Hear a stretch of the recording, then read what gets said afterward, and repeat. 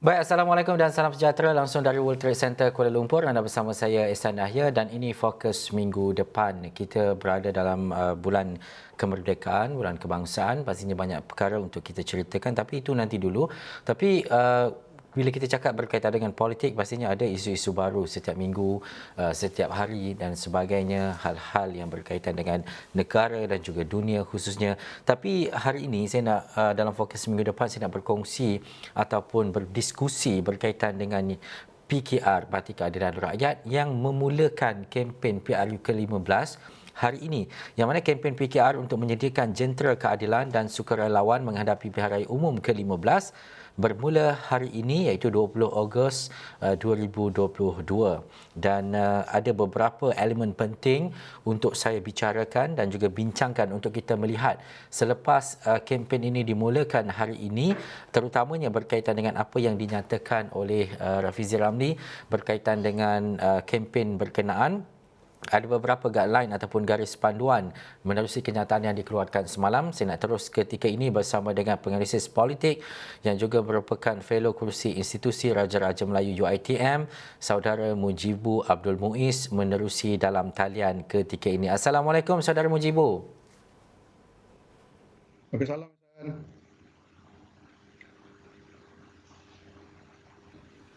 Baik, pertama sekali melihat kepada apa yang dinyatakan oleh Rafizi, ada tiga pengolahan ataupun tiga perkara yang menjadi yang digariskan beberapa taktik utama untuk memenangi pilihan raya, iaitu yang pertama adalah berkaitan dengan pengolahan isu yang berkesan untuk menarik minat dan juga meyakinkan pengundi. Kalau kita boleh kembangkan dan juga melihat kepada sisi ini, terutamanya berkaitan dengan isu-isu yang berkesan dan juga menarik minat. Apa antara perkembangan dan juga situasi sekarang ini yang boleh dimainkan ataupun digunakan oleh PKR ini, Saudara Mujibu? Ya, saya melihat pelancaran kempen ini barangkali dilakukan memandangkan situasi semasa yang memperlihatkan barangkali PRU itu mungkin akan diawalkan. Memandangkan isu-isu yang menghimpit pemerintah pada ketika ini, ya, isu littoral combatship, begitu juga dengan isu-isu yang berkaitan dengan kes-kes rasuah yang dihadapi oleh pemimpin-pemimpin tertinggi Barisan Nasional UMNO. Jadi saya rasa itu antara sebab mengapa kempen ini diadakan. Dan sudah tentulah ya, tiga yang digariskan oleh Saudara Rafizi dalam konteks memulakan kempen PKR untuk PRU 15 yang bermula pada hari ini itu, saya rasa isu-isu yang akan dikemukakan itu banyak akan menyentuh tentang isu-isu politik integriti dan juga kes-kes rasuah yang mana naratifnya itu mungkin sama saja pada ketika PRU 14, ya walaupun situasinya itu sudah berbeza barangkali ya, dalam konteks Datuk Seri Najib tidak lagi menjadi Perdana Menteri, ya, Perdana Menteri itu sudah lain, situasinya juga sudah lain. Walau bagaimanapun naratifnya itu tetap sama, iaitu UMNO masih lagi dilihat sebagai sebuah parti yang terpalit dengan isu-isu yang berkaitan dengan integriti dan bagaimana penawaran bahawa isu-isu integriti ini sebenarnya masih lagi tidak selesai dalam konteks UMNO sebagai sebuah parti, maka PKR datang dengan penawaran ini bagi memastikan mereka tidak mengulangi kesilapan yang sama dengan mengangkat mereka-mereka itu menjadi pemimpin pada masa negara. Tetapi yang saya mau lihat sebenarnya adalah bagaimana PKR setelah memulakan kempen ini kembali meyakinkan tiga kelompok pengundi yang sering ditekankan oleh Rafizi dalam kempennya, iaitu ahli pengundi tradisi PKR dan PH, mereka yang di atas pagar dan orang muda, dalam situasi di mana pada ketika PRU 15, PKR sudah tentu berhadapan dengan satu bebanan 22 bulan itu. Ya, bagaimana mereka harus meyakinkan mereka yang pernah mengundi mereka dan yang akan ataupun yang baru nak mengundi ini bahawa mereka sebenarnya adalah kerajaan dalam menanti, in waiting government. Ini naratif yang mencabar sebenarnya, kerana dalam tempoh 22 bulan itu saya rasa ada banyak juga isu yang belum selesai yang ditangani oleh PKR dan bagaimana ini barangkali boleh dicungkil dan diberikan kepada sasaran pengundi itu bagi memastikan bukan saja mengimbangi isu-isu yang berkaitan dengan parti lawan, tetapi juga penawaran yang datang daripada mereka sebagai sebuah parti yang berkebolehan, sebagai sebuah parti yang boleh dianggap sebagai government dalam government yang menanti, in waiting government. Kempen PKR dilihat lebih awal berbanding dengan parti-parti lain. Apa refleksi daripada apa yang dibuat oleh PKR ini kepada parti-parti lawan yang lain, terutamanya Barisan Nasional dan sebagainya, Saudara Mujibu? Dalam hal ini saya melihat bahawa semboyan yang dilakukan oleh PKR ini sepatutnya disahut oleh parti-parti lawan. Sudah tentulah kita bercakap dalam konteks Barisan Nasional, ya, dalam keadaan mereka itu diasak sebenarnya dengan isu-isu yang berkaitan dengan korupsi, salah guna kuasa yang terkait dengan skandal LCS ini. Kita masih lihat tidak banyak yang dilakukan bagi menjawab, ya, walaupun jawapan-jawapan itu saya rasa masih lagi tidak lengkap dan tidak banyak dilakukan. Satu, dan kedua sudah tentulah juga bagaimana Barisan Nasional sepatutnya harus mencipta satu naratif supaya lari daripada asakan dari parti-parti lawan dengan menawarkan sesuatu yang baru.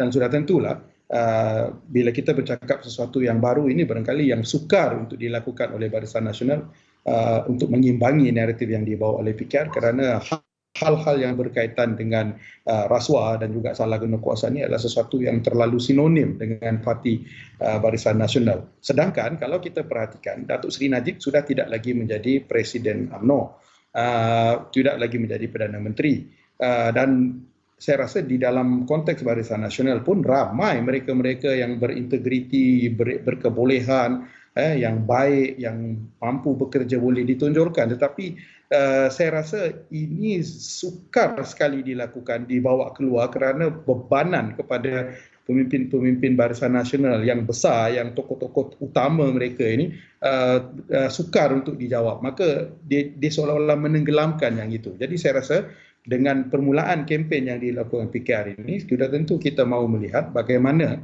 Barisan Nasional terutamanya mengimbangi naratif yang dibawa ini. Kalau ini tidak diimbangi dengan baik, dan kalaulah seperti mana yang kita jangkakan, mandat ini dipanjangkan sehingga tempoh habis Parlimen yang ke-14 itu dijangkakan pada Jun ataupun Julai. Saya rasa barangkali PKR akan membina momentum yang baik, ya, disebabkan kita juga harus faham demografi pengundi yang terbuka, strategi kempen yang membawa isu-isu berkenaan dengan rasuah ini saya rasa rentas kaum, ya, yang saya rasa barangkali orang Melayu pun akan terfikir bahawa ini satu perkara yang lebih penting berbanding dengan isu-isu kaum dan sebagainya. Jadi di sini kita mahu lihat bagaimana Barisan Nasional perlu mengimbangi naratif itu, dan apakah dengan semboyan yang dilakukan oleh PKR ini untuk kempen PRU15 akan disambut dengan baik, dan juga strategi untuk menangani di sepanjang itu dilakukan oleh parti lawan. Daripada apa yang Saudara Mujibu nyatakan tadi, ia membawa kepada apa yang dinyatakan oleh PKR itu, iaitu untuk mewujudkan gelombang kempen dengan menggerakkan jentera dan sukarelawan. Kita tahu kalau ia bermula lebih awal, konsistensi itu sangat penting. Secara konsisten untuk memastikan ia menjelang ke PRU ke-15. Walaupun kita tidak tahu lagi pada bila dan juga tarikhnya, mungkin di hujung tahun ataupun di pertengahan tahun hadapan ataupun di awal tahun dan sebagainya. Bagaimana untuk memastikan bahawa antara perkara-perkara yang dilakukan oleh PKR ini berlangsung secara konsisten? Adakah Saudara Mujibu meyakini bahawa banyak isu-isu yang akan diketengahkan oleh PKR dalam kempen ini? Barangkali akan ada isu-isu yang diangkat sepanjang tempoh berkempen itu, ya. Kalau kita menjangkakan PRU itu sehinggalah kita kata mandat ini berakhir, maka tempoh yang panjang itu lebih kurang dalam kalau perkiraan kita mungkin ada dalam 8 ke 7 bulan. Itu saya rasa satu tempoh yang panjang. Tetapi kita menjangkakan isu-isu yang melatari kempen PKR ini konsisten. dia akan tetap menggunakan apa juga yang kita katakan sebagai politik bersih, integriti, ya, politik-politik yang menawarkan good governance. Itu secara asasnya adalah satu yang kita anggap selari dengan ideologi PKR, dan sudah tentulah dalam konteks PRU ke-15 ini konsistensi kempen itu diperlukan kerana kita mahu melihat pembinaan naratif itu yang bermula daripada barangkali isu-isu yang berkaitan dengan PRU 14, ya, walaupun kita kata isu-isu MDB, 1MDB dan sebagainya itu sudah pun selesai di peringkat mahkamah, tapi pembinaan naratif tentang bagaimana UMNO Barisan Nasional ini masih lagi sebuah parti yang tidak berintegriti, terpalit, itu satu naratif yang memandangkan kalau seperti mana yang di awal perbincangan kita tadi Ihsan, bagaimana ketidakseimbangan di antara pemimpin-pemimpin UMNO yang menerajui kepimpinan itu dengan mereka-mereka yang baik, yang boleh menawarkan satu politik baru, itu tidak diangkat di dalam konteks Barisan Nasional. Di sebalik, Barisan Nasional telah menang selesa di dalam beberapa pilihan raya negeri yang pada satu ketika itu kalau kita lihat itu tidak memberikan refleksi sebenar kekuatan Barisan Nasional.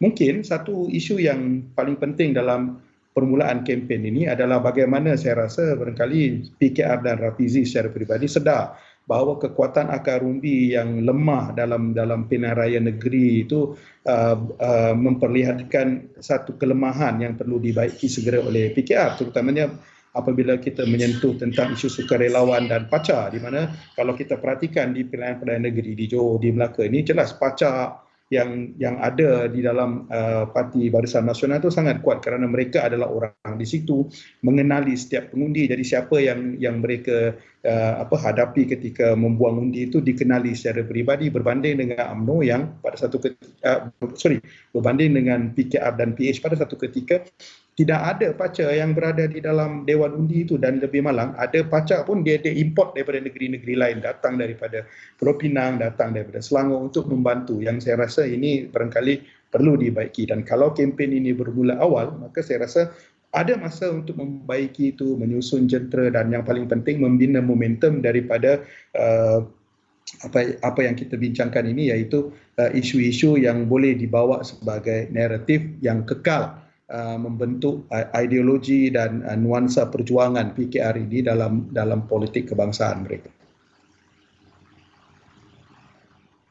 Selepas mungkin mendiamkan diri seketika sebelum ini, Rafizi kembali dalam PKR dengan membawa strategi-strategi baharu mungkin menjelang PRU ke-15. Tetapi pertama sekali apa yang dinyatakan berkaitan dengan kempen digital yang dinyatakan sebelum ini, PKR menyatakan bahawa mungkin dalam tempoh 2-3 minggu lagi akan boleh menandingi populariti Datuk Seri Najib Tun Razak di media sosial.